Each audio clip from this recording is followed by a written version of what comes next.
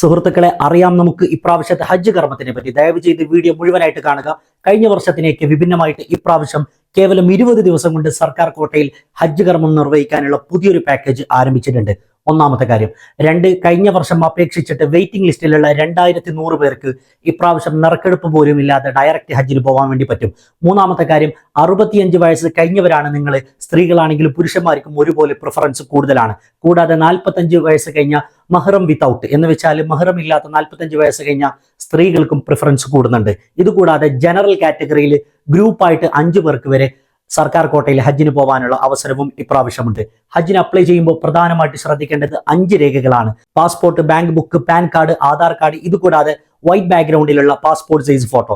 ഈ 5 ഡോക്യുമെന്റുകൾ കൂടാതെ 16ഓളം basic ഇൻഫർമേഷനും add ചെയ്യേണ്ടതുണ്ട്. എങ്ങനെ അപ്ലൈ ചെയ്യണമെന്ന് ആലോചിച്ച് ആരും ബേജാറാവേണ്ടതില്ല.